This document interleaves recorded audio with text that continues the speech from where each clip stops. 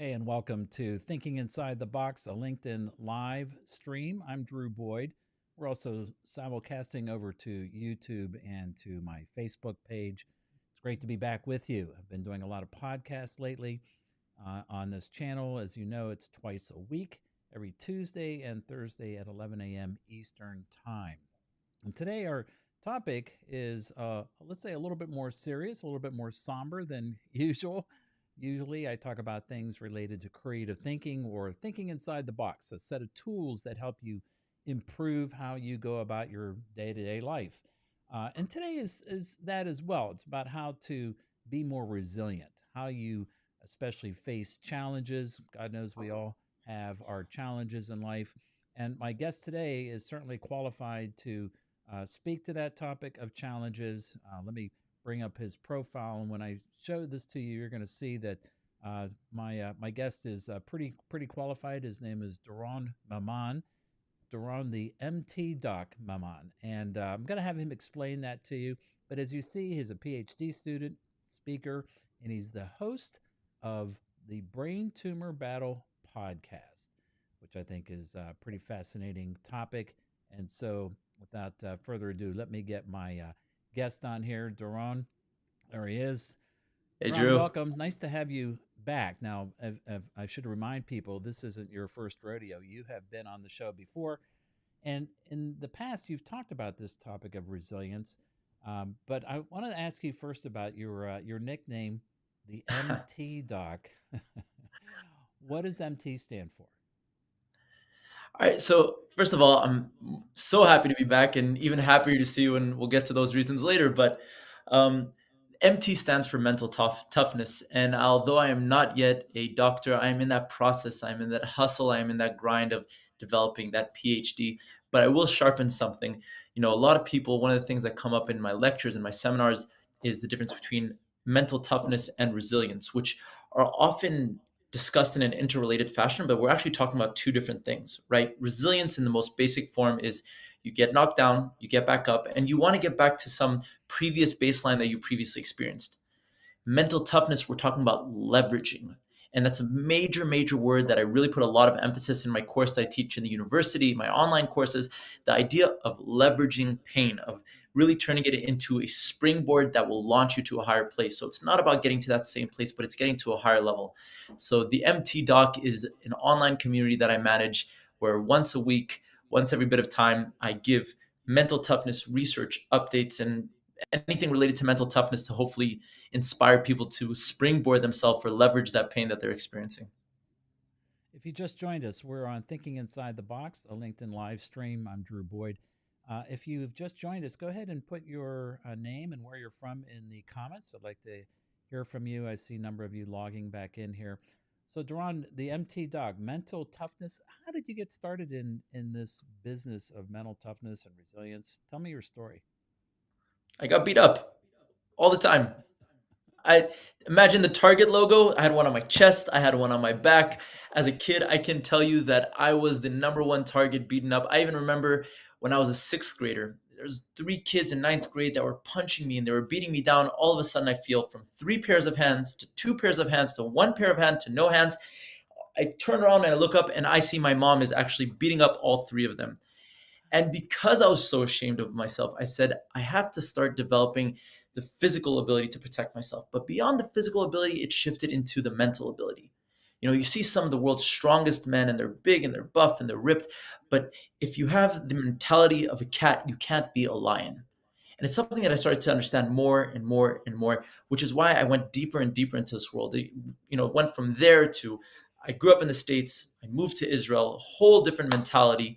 From that place, all of a sudden serving in the IDF. I served in two different prestigious units where I got my butt beat even more, and then studying a first degree, a second degree. And ultimately, all of these experiences brought me to one single rule, which is actually the name of my new book that's currently in production. I like to tell people, don't worry, it's only going to get harder. And the idea here is usually people laugh and they go, that's funny because they don't expect that. But I tell them seriously and in a genuine fashion, look, my life experiences, and I have no doubt that your life experiences in any person has included a radical amount of pain, right? Pain is simply an indication to our brain that something is not right. But the problem is that most people are falling from pain into suffering. They go into this place where they generate this pain that they honestly just create by themselves. They think about this terrible condition that they're experiencing, and they become victims to their own thoughts.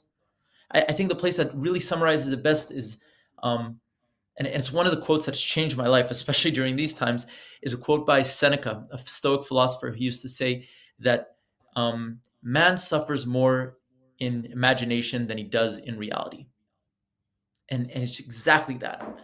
When I understood that, when I've applied this, all of a sudden everything changes, and it's true for all of us. It's a really great quote, pretty profound. And as you know, I teach. I'm a professor in here in where I live in the University of Cincinnati, and I'm always thinking about passing on wisdom to my students, and that's a great one.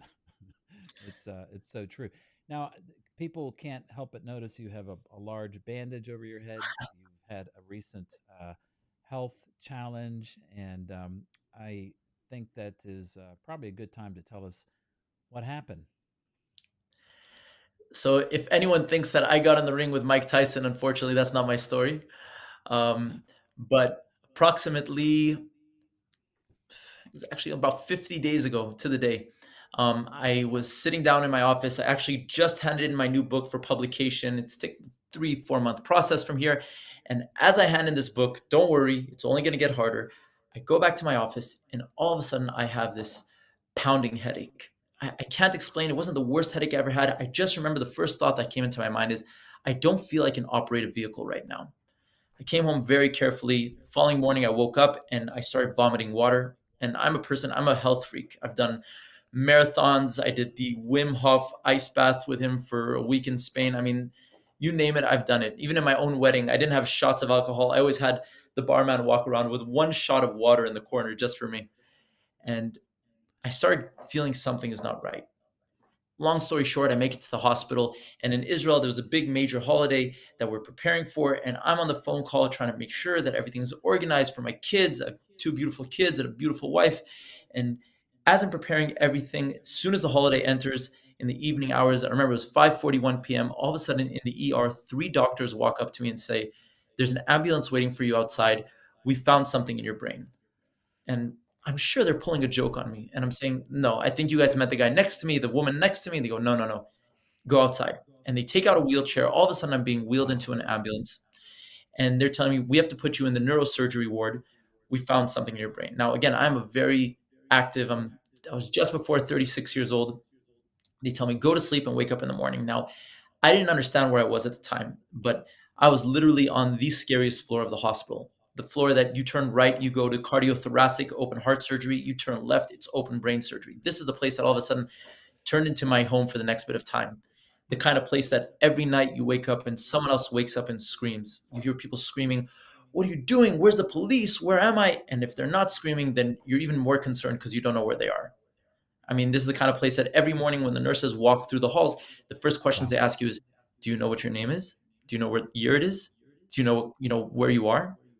And as we're progressing through all of these exams, they're saying, "Look, we found something," and they're not telling me what it is. For 5 days, they're running a million different exams on me until finally they come and say, "Look, we found a brain tumor that is sitting in your left frontal intracortex, right on the spot that is in charge of speech and thinking," which is obviously perfect for anyone who wants to do a PhD. And long story short, they say, "Look, we need to operate." Now, my mindset is, all right, like there's a problem, let's go. Let's take care of it. No suffering, pain I can live with. Let's go. They go, "No, no, no. Listen, this is like preparing for an ultra operation, like an operative in the army. We need 8 days. Go home for these 8 days. I'm reminding you, we don't know cognitively what's going to happen, who's going to wake up at the end of this, right? I didn't know if I'm going to come back the same father, the same husband, the same student, the same teacher, the same Doron." And all of a sudden, I find myself saying, all right, if we're going into this operation, I remember I grabbed my wife and I had a very hard talk with her. That we started talking. I said, "Look, if the only thing that comes out of this whole experience is for some miraculous reason I'm okay, and the only thing we say is thank God Doron is okay, then this will be one big waste of time." I told her immediately at that spot, we're going to leverage this and we're going to use this to help people. And we're going to find a way to come out not only on the other side bigger and better, but we're going to find a way to leverage this pain to help people. Now, I didn't realize that I'm talking about my theories. It's just what I felt at the same moment. Yeah. Now, over these 8 days, it's kind of like being told, look, you may or may not have 8 days to live. And there's that question of what do you do with that time? It's a very interesting question. You start getting calls from people around the world, from friends, from family, and you don't know what to do. So what did I do? I said to myself, if I don't wake up, I want to make sure that the things that I dreamed about teaching my kids will one day be passed on to them. Yeah. So literally in the MRI room and in the hospital bed, and while I took over some of the doctor's offices while preparing for surgery for those 8 days, I built a digital course to teach my kids how to build mental toughness while dealing with a brain tumor. Literally to the point that it came, but I'm not talking to my kids, I'm talking to the world. It's an academic course, it's great content, but it said, this is what I dream of giving my kids. This is not my will. This is my what's greater than giving that to them? And I literally finished it about 30 minutes before walking into surgery. So what have you learned? You've now had this challenge, physical challenge, health challenge, Gift, and gift. you certainly have learned a few things. What can you share with people when they are facing their life's toughest challenges? What did you learn that you can pass on? Well, first let me at least complete one part of the story just to at least calm the audience down. We went through surgery. It was um, they pretty much opened up my entire brow, lifted up. I'll just imagine Inglorious Bastards, Quentin Tarantino. That's what they did, but they cut through the skull and they managed to get it out. The biopsy, Okay. for some miraculous reason, um, you have to wait 2 weeks to find out what it is. And long story short, the doctor pretty much tells me, look, a person your age is, if he gets this kind of tumor, they're usually meant to be between stage 2 to 4, but for some reason you were stage 1 and completely benign, and Okay. which pretty much means that, God willing, I'll get the chance to teach these lessons to my kids myself. But the thing that I really believe in, and it's not something I can prove in research, is that, but I truly believe that somewhere along the line, I managed to learn how to leverage this pain. One of the things that I talk a lot about in my courses and in what I teach is, there's this classic quote, which I'm sure I know you know it because it's part of your mantra. It's that it's not a bug, it's a feature. Now, if we say that, then it's not just unique to certain conditions where we see people managing to leverage their pain. And I purposely use that word leverage, right? In my case, the second I was told it's a tumor, me and my wife sat down. We said, how are we going to leverage this? How are we going to serve the world? How are we going to help people? That's the reason why, after waking up from brain surgery, I said, I'm going to create a podcast. I've never created a podcast, at least not like this, that instead of coming to the end of a process and talking to people about what I experienced, I'm going to create a podcast in the hospital, documenting everything that I saw and everything that I feel, and the first time that they show me the wound and the process of being told what the results are. I mean, it's all about leverage. And leverage can be used in a very, very good sense. It has to be used in a good sense. I think the most successful companies know how to leverage pain in a manner that serves greater value to their people. I think the most, again, I mean, you can't say what the best parents are, but parents that are successful with their kids, and I'm a relatively young parent, I have a 6-year-old and a 2-year-old, are the ones who manage to teach their kids, look, this is going to serve. The question is, and this goes back to the discussion of pain and suffering, is the longer amount of time that you give until you get to that point of understanding how it's going to serve you, that distance is called suffering. And it's something that you create and something you have to take accountability for. Now, I say that because I experienced a lot of effing pain. Yeah. I mean, I went through a lot. Brain surgery is no simple task. And not just for me, for my wife, for my kids, for my parents, for my students. I mean, I had literally a whole community around me. But something that I believe that was felt and something that I aspired to do and that I wish to inspire upon others is, how fast can you turn that pain into leverage? And the faster you do so, the more Hmm. opportunities you'll have, the more gifts you'll be able to give the world, the more mental toughness you'll establish, and you'll just experience less suffering. And at least that's what this has taught me so far. And it's not just physical pain, it's mental anguish as well, I'm assuming. Tell us Absolutely. about the course that you created. Where is it? What's it about? Give us a thumbnail sketch of that. So I think one of the interesting things is that a lot of people don't understand the difference between victory and success, right? Victory in its most basic definition is an outcome, right? It's objective. You scored higher than me. I ran faster than you, or at least in my case, you have more of an eyebrow than me. My new joke is because they told me that I might lose this eyebrow, so I said, all right, well, if at least I get my eyebrows done, I'll get a 50% discount. So we'll see what happens, right? It is an objective comparative state, me in comparison to someone else.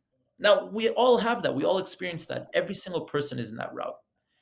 Despite that, success is something completely different, right? Success I actually take from the definition from one of the most winning coaches in the history of sports. His name was John Wooden. He was the coach for UCLA. And if I really chunk down his definition, he pretty much defines it in 3 words. It's about peace of mind.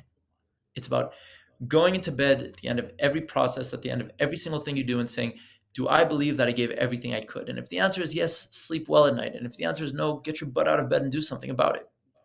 Now, this is something that I dreamed about teaching my kids. This is actually based on the content of the first class of my academic course, Mental Toughness Tools and Application. And all of a sudden I said, all right, if I have 8 days, then what's the one thing that I want them to take, considering that I might not be coming back? And in this course, unlike any other course, at least that I've confronted, I filmed this course while preparing for brain surgery over those 8 days, in the MRI rooms, in the hospital bed, while being told to go home and while taking over doctors' offices. I literally actually finished building the course 30 minutes before walking into brain surgery, where I'll give a spoiler and a half here is that one, when you understand the difference, the true difference between victory and success, you understand how to place yourself at the end of each process, what you have to do in order to better your performance, and most importantly, what do you have to do in order to not fall into despair and a loser mentality, because nothing is worse than that. And I say that because I theoretically almost met my grave. And the final episode of the course, a spoiler for anyone who will decide to do it, I pretty much just go into an analysis saying, if this is it, right? And I literally filmed it 5 hours before walking into surgery. If this is it, then where do I place myself? Did I attain success? Did I attain victory? And the beauty of that question is that it's a question that no matter who you are, we will all meet that question one day. Just moments before you leave this world, you're going to meet that question. And I can tell you because, like I said, I'm so happy to be here because I'm here, right? Some of the doctors told me, you're not supposed to be here right now.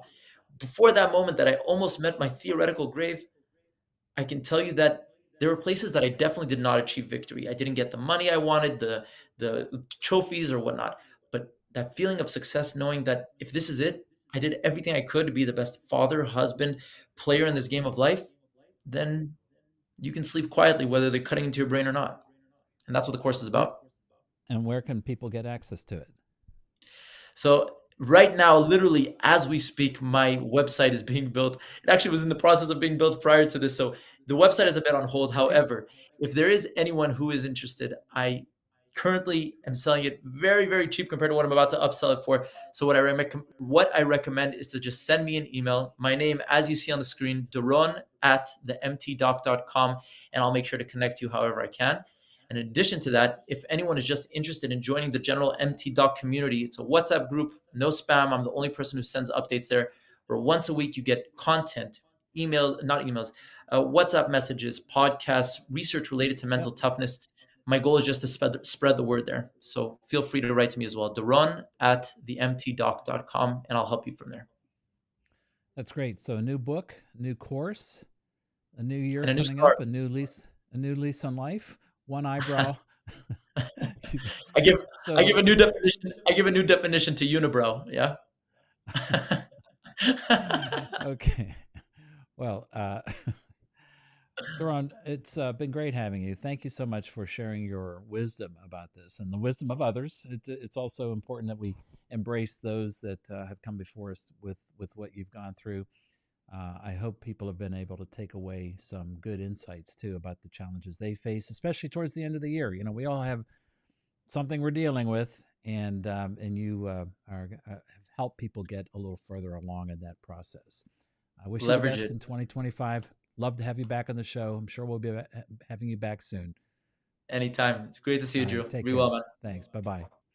Okay, Doron Maman, the MTdoc and mental toughness. Be sure to check out his LinkedIn profile.